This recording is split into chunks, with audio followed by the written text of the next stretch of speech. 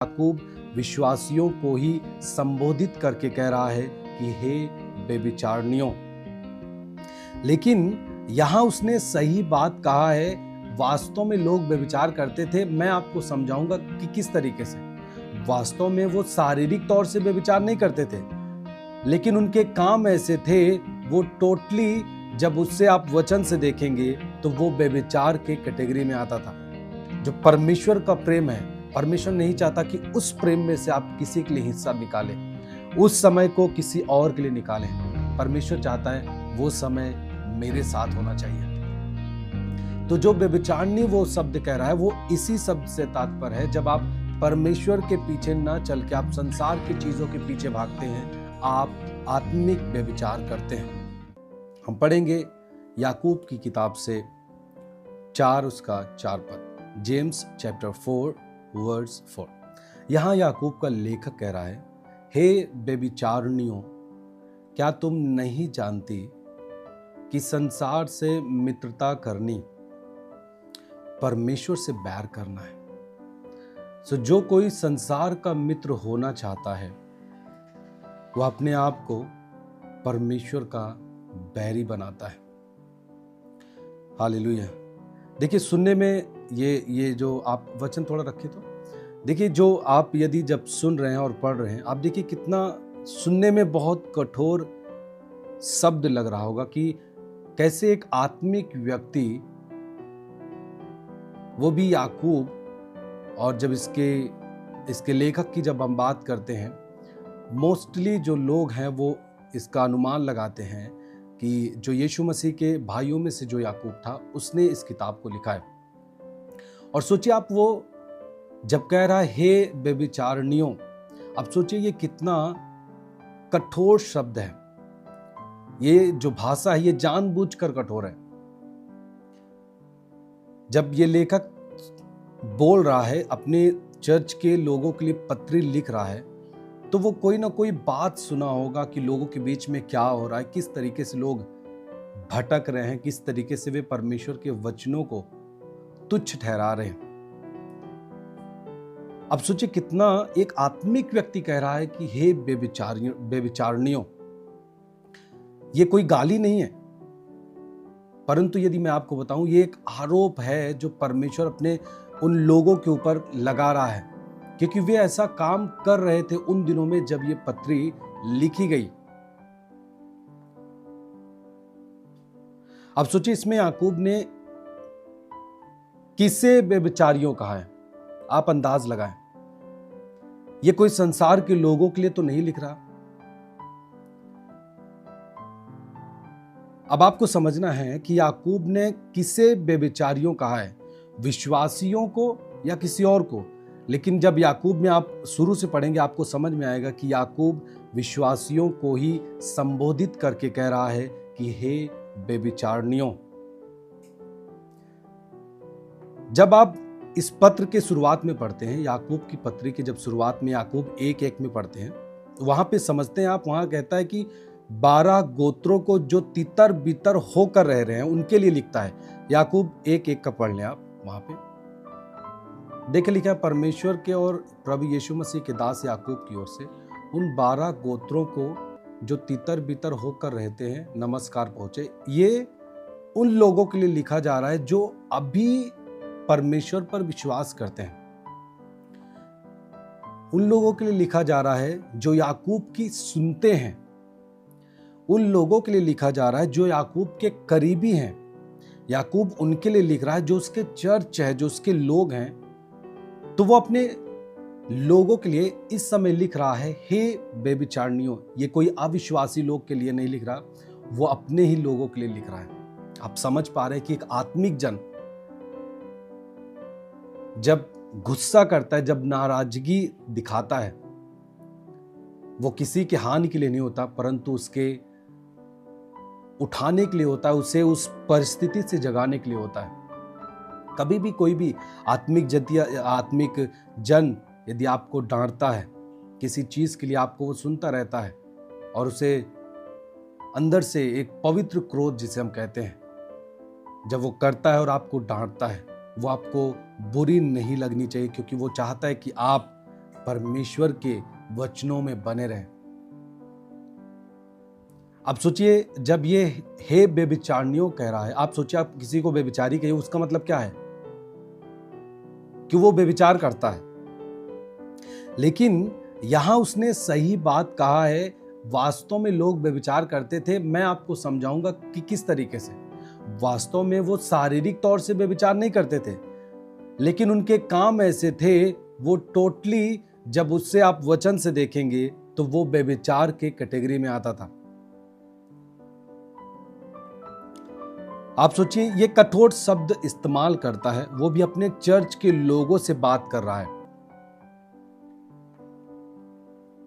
दूसरी बात, याकूब शारीरिक व्यभिचार की बात नहीं कर रहा है, वो एक आत्मिक व्यभिचार की बात कर रहा है। अब कैसे यह आत्मिक व्यभिचार माना जाएगा, मैं आपको कुछ पॉइंट्स के जरिए आपको बताऊंगा। देखिए, पुराने नियम में परमेश्वर और उसकी प्रजा का संबंध एक विवाह के जैसा माना जाता था। मैं आपको बताता हूं कैसे। जब लोग परमेश्वर को छोड़कर संसार की चीजों के पीछे भागते हैं तो इसे व्यभिचार कहता है। सुनिए मेरी बात, जब लोग परमेश्वर को छोड़कर संसार के पीछे, संसार की चीजों के पीछे भागते हैं तो परमेश्वर इसे व्यभिचार कहता है। उसमें पहली बात है, परमेश्वर एक पति के रूप में दर्शाया गया है बाइबल में। जब आप यशायाह 54:5 में देखते हैं, मैं वचन सामने नहीं रखूंगा, आपको बताते चलूंगा।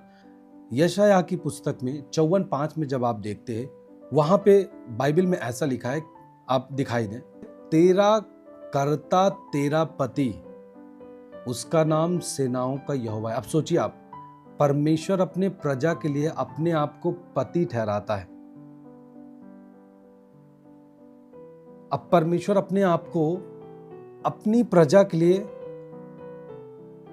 पति ठहरा रहा है। इसका सीधा बात है कि परमेश्वर स्वयं को पति कह रहा है। और जब आप यिर्मयाह की किताब में आते हैं, उसका 31 और 32 पद में, उसमें कहता है कि मैं उनका पति था तो भी उन्होंने मेरी वाचा तोड़ी। मैं आपको पूरा ये समझाने की कोशिश कर रहा हूं कि परमेश्वर को छोड़कर जब हम संसार के वस्तुओं के पीछे, संसार की चीजों के पीछे, संसार के पीछे, और परमेश्वर की जगह पे किसी और को रख करके हम उस तरह लगाव रखते हैं, तो वो बाइबल के अनुसार व्यभिचार माना जाता है। तब एक आत्मिक जन आपको कह सकता है कि आप एक व्यभिचारी व्यक्ति हैं। इसी बात से वहां पे याकूब कह रहा है, हे व्यभिचारिणियों।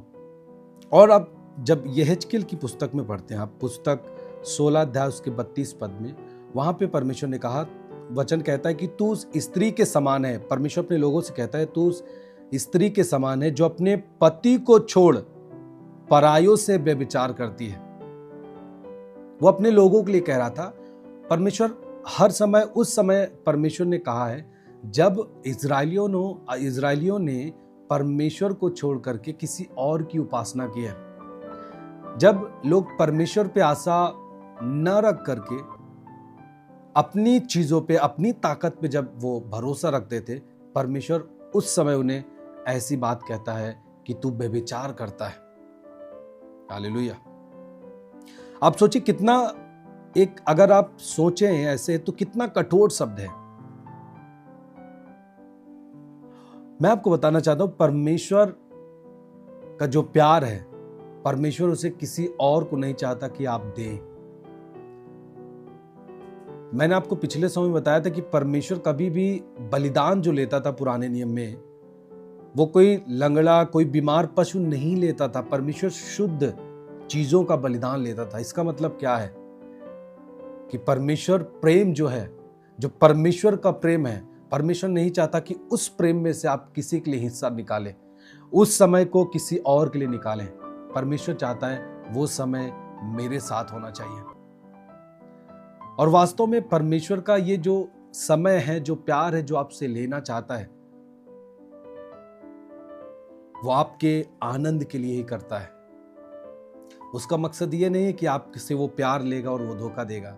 वो आपका पिता है, आप सोचिए किस परिस्थिति में आप थे, आपको वहां से निकाला है और वो चाहता है कि आप उससे प्यार करें, लेकिन आप संसार की चीजों के पीछे भागते हैं, उसका समय आप खा जाते हैं, आप उसके लिए समय नहीं निकाल पाते हैं। अपने ऑफिस के लिए आप समय निकालते हैं, बिजनेस के लिए समय निकालते हैं, अपनी पर्सनल आप पढ़ाई के लिए समय निकालते हैं, लेकिन आप उस परमेश्वर के लिए समय नहीं निकाल पाते जो कि आपके आनंद का जरिया है, जो कि आप अभी आप स्वस्थ हैं, आप चंगे हैं, उसका कारण परमेश्वर है। हालेलुया। जब होशे की किताब में जाते हैं, होशे 1:2 में कहता है कि देश ने यहोवा को छोड़कर बड़ा व्यभिचार किया है, और परमेश्वर ने होशे को उससे कहा कि जाके एक व्यभिचारणी से विवाह कर। और वो परमेश्वर दर्शाना चाहता था कि इज़राइल की जो दशा है वो आत्मिक व्यभिचार में हो गई है। अब वो मुझे छोड़ के किसी और की उपासना करने लगे हैं। वे अब मुझे छोड़कर संसार की ताकतों में बिजी हो गए हैं, संसार की ताकतों के ऊपर भरोसा रखते हैं, संसार की चीजों के लिए वो भागते हैं। इसलिए परमेश्वर वहां पे कहता है ऐसा कि वे व्यभिचार करते हैं। हालेलुया। इसीलिए याकूब भी कहता है, मैं आपको बताऊंगा आगे, याकूब इसलिए कहता है कि हे व्यभिचारिणियों, आप उस वचन को थोड़ा आप लगाएं स्क्रीन पे। कहता है हे व्यभिचारिणियों, क्या तुम नहीं जानते, क्या आपको पता नहीं है कि संसार से मित्रता करनी परमेश्वर से बैर करना है। वो कह रहा है कि जितने लोग संसार से मित्रता करना चाहते हैं वो परमेश्वर से बैर करते हैं। सो जो कोई संसार का मित्र होना चाहता है, whoever wishes to a friend, जो कोई भी संसार से मित्र चाहता है, संसार का मित्र होना चाहता है, वह अपने आप को परमेश्वर का बैरी बनाता है। इसका मतलब परमेश्वर और उसकी प्रजा का जो संबंध है वो वाचा और विवाह जैसा संबंध है। परमेश्वर को छोड़ किसी और के पीछे चलना, जैसे आप संसार की कोई भी सिस्टम हो गया, कोई एक प्रणाली हो गया, अविश्वास हो गया, ये सब क्या है? आत्मिक व्यभिचार है। जब आप किसी परमेश्वर को छोड़ करके किसी और चीजों के पीछे आप चल रहे हैं, यह आत्मिक व्यभिचार है। आप संसार की प्रणाली में चल रहे हैं। हाँ, संसार घूस लेता है, मैं भी घूस लूंगा।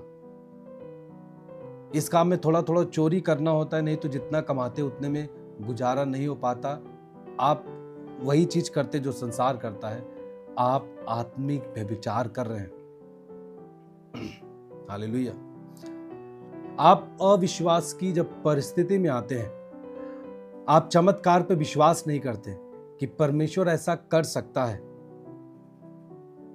तब आप उस आत्मिक व्यभिचार को कर रहे हैं। देखिए, जो भी याकूब ने कहा कि हे व्यभिचारिणियों, ये कोई नया विचार नहीं दे रहा, परंतु यह पुराने नियम की एक, अगर आप माने तो एक भाषा है, पुराने नियम से ही वचन लिया गया है। प्रेरित लोग जो भी सिखाते थे, समझाते थे, वो वचन से, भजन संहिता से लेकर और योएल भविष्यद्वक्ता की किताब से लेकर के बहुत सारी चीजें समझाते गए। जैसे स्तिफनुस ने जब लोगों को बताना शुरू किया, वो अब्राहम से लेके पूरा यीशु मसीह के जीवन, जो यीशु ने जीवन जिया, उस तक स्तिफनुस ने लोगों को बताया। तो जो व्यभिचारिणी वो शब्द कह रहा है, वो इसी शब्द से तात्पर्य है। जब आप परमेश्वर के पीछे ना चल के आप संसार की चीजों के पीछे भागते हैं, आप आत्मिक व्यभिचार करते हैं।